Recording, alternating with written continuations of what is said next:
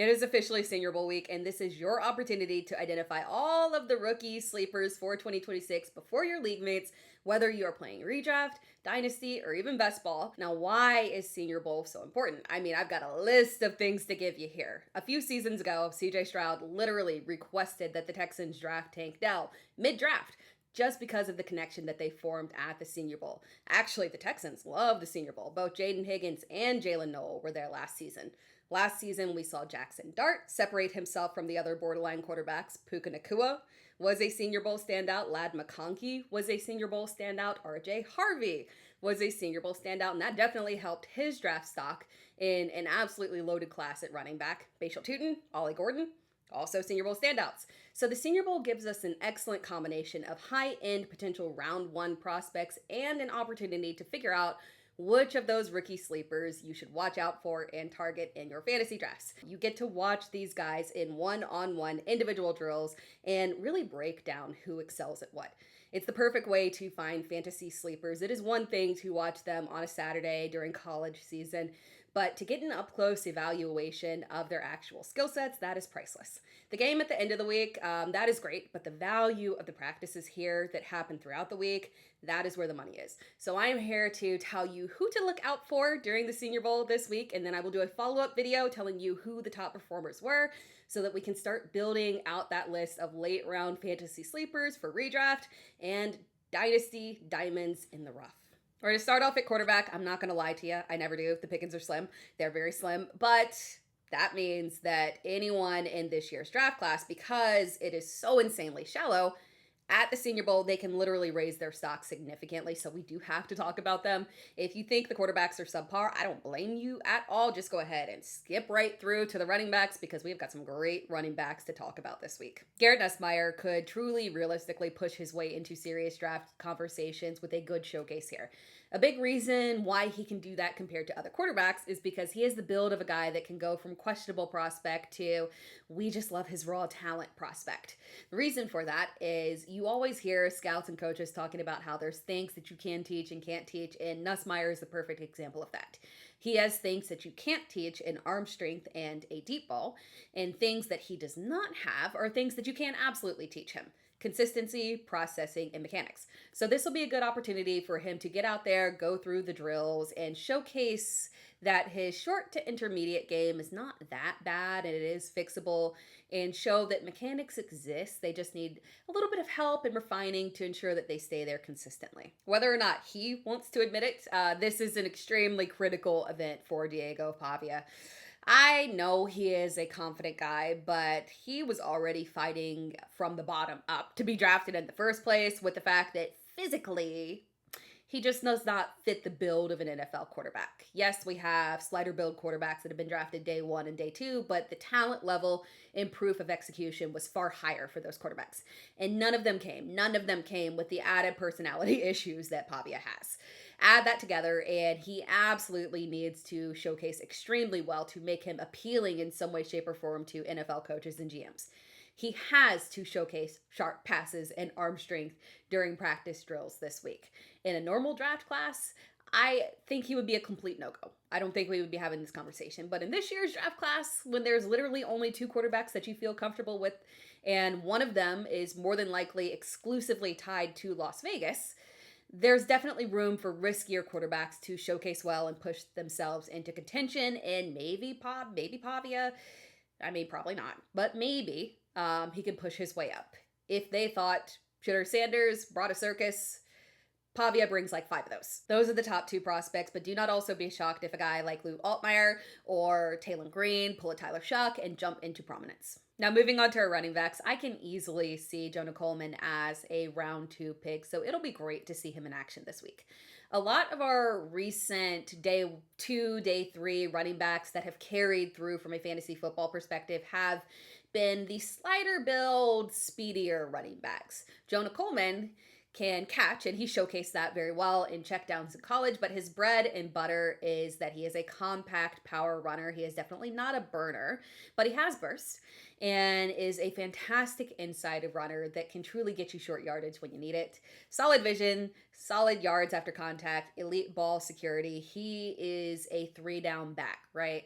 He's got solid hands, but he is short He is short, so he'll need to prove that he can handle pass protection, and he can absolutely use Senior Bowl week to do that. Kaytron Allen is another guy that I can see going in round 2. He is taller than Jonah Coleman and has more of that traditional NFL lead back build.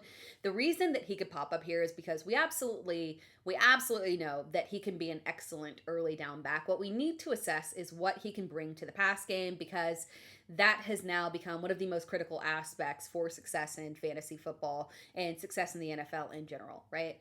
For our fantasy purposes, we know that if you are just straight up limited as a contributor through the air, you are limited from a fantasy football factor. But what you deliver in college is not necessarily what you can bring to the NFL. One of the favorites of mine to talk about, and this is apt because we just saw him show out and is moving on to the Super Bowl. One of my favorites to talk about is Kenneth Walker. He had 0 contributions in the pass game in college, making people wrongly pigeonhole him as Stonehand and look at him as an incomplete back in their analysis. But sometimes your school, college, they just simply don't allow you to contribute in certain ways, even if you could develop that skill set. Kenneth Walker is now an electric pass catcher with true 3-down back capabilities. So just because you necessarily didn't profile that way in college doesn't mean that you can't be that in the NFL. Kaytron has decent hands, but we need to see him deliver in all receiving aspects and see how he runs routes. He'll have the opportunity to do receiving drills here, so we will learn a lot about him. Yes, just like last year with Travion Henderson and Quinshon Judkins, we've got another pair of teammates here. This time it is from Penn State. We talked about Kaytron Allen, and now we will dive into Nicholas Singleton. Singleton is truly fascinating to me. When we think about the Henderson versus Judkins situation, the differences were very clear. There was no confusion there. It was the Jahmyr Gibbs versus the David Montgomery in theory. But with Kaytron Allen and Nicholas Singleton, it's different because Singleton is big, but he is also the speedy back here with a legit sub 4.4 speed. We're talking burst, long speed, and he has receiving skills with strong route running and good hands, and he can pass protect. But he has got some issues. His vision is questionable. He's got that home run hitting type of back and open space capabilities, but he's not particularly elusive or shifty. But being able to showcase capabilities and see how coachable he is this week is great. Because you wonder if this is a weakness or just a little bit underdeveloped as a skill set for him, because he played alongside someone who could counteract all of those weaknesses. So I'm ready to see him singularly in action here, right? Because it might be one of those situations where you can't do it because nobody forced you to be able to do it. Moving on to wide receiver, I absolutely love the wide receiver field here, and Concepcion is really the highlight here for me. When it comes to receivers, I am very consistent in what I am looking for. I'm looking for routes and hands, and if you can throw some speed, you've won me over. That's all it takes for me. I am less concerned about size because that is not a concern for NFL quarterbacks when they are making their decision on who their favorite targets are. They're not necessarily looking for who's the biggest. When it comes to looking at rookies, quarterbacks are looking for players that they know are coming down with the ball. They don't have to worry about drops. They're looking for young guys that they can count on to be exactly where they are supposed to be. Think about Aaron Rodgers. Think about how frustrated he got visibly multiple times when a receiver did not run a route to his expectations.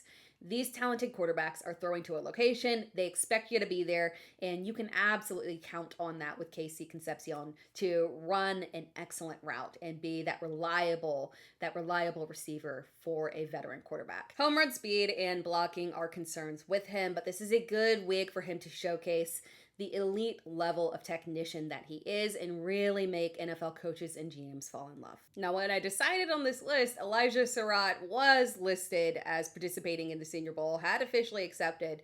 Now he is missing from the list. I don't know if that's an error or not. Maybe it's just way too quick of a turnaround for him after the national championship game. We'll have to see there. But in case he is there, I do still want to include this profile here. National champion Elijah Sarratt.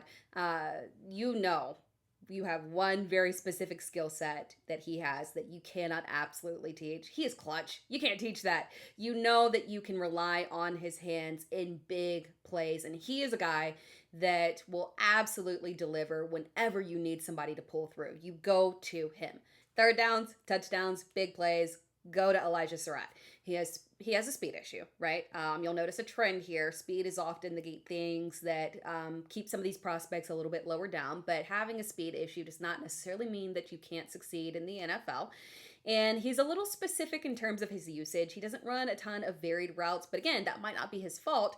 Doesn't necessarily mean that he cannot deliver on that opportunity. So the Senior Bowl would be a great place for him to showcase some diversity in his routes. He's got enough height, and we've seen that teams will forego speed. When you've got height, reliable hands, and you are a strong contested catcher, right? You cannot ignore a player who had 15 touchdowns and over 40 in his collegiate career. Jacoby Lane is interesting because he is a player that really does need to showcase well here to help raise his draft stock. He is more of a developmental prospect who has size and could absolutely come into his own as a strong NFL deep threat specialist. He doesn't have big speed, but he's got excellent ball tracking, no concerns with his hands, and he can thrive in contested catches. But there's a concern that he's got limitations in his routes. He's tall but slim, so the little slider build here does bring some concerns in terms of press coverage.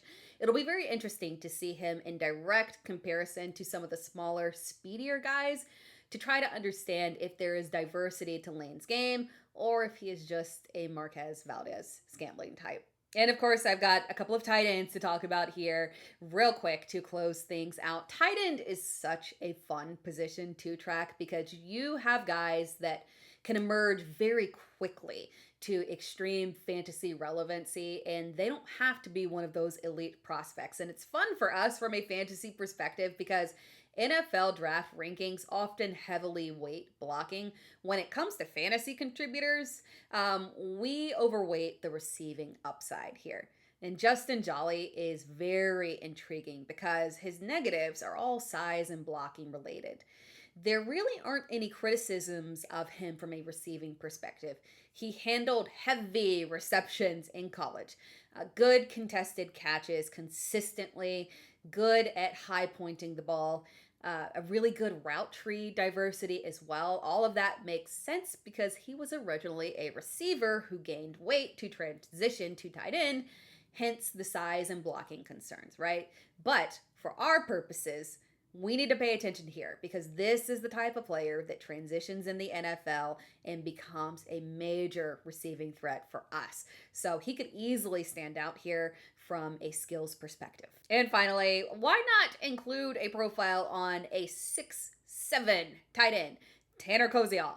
He was a small school tight end who transferred to Houston his senior year, had a ridiculous 74 catches this year, had 94 previously at his previous school, Ball State. I'm not a quarterback, clearly, right? But if I were a quarterback, throwing to a 6'7" tight end sounds like something I would do 70 plus times. I don't know, makes a lot of sense. I think he fits more of the developmental profile though. So the Senior Bowl will be a great chance for him to showcase that raw talent that NFL coaching staffs can easily refine and develop into a contested catch beast that could absolutely thrive as a big red zone target. Because at the end of the day, he's just kind of a massive receiver rather than a traditional tight end. Someone who you bring up when you get to the 10-yard line and say, you know what, just go up and get it. And that wraps things up. Thank you for watching. I hope you enjoyed the video. If you enjoyed the video, be sure to like the video and subscribe to the channel. You can find me across all social media platforms at It's Tara Time. And as a reminder, this is not the last video, right? I'm going to do a follow-up video telling you which one of these guys, or maybe some that are not on the list, which one stood out, so that we can make our list of our massive fantasy football sleepers that are absolutely going to hit, right? Because they do hit. Trust me on that one. So stay locked in, tuned in, and subscribe because you need this information.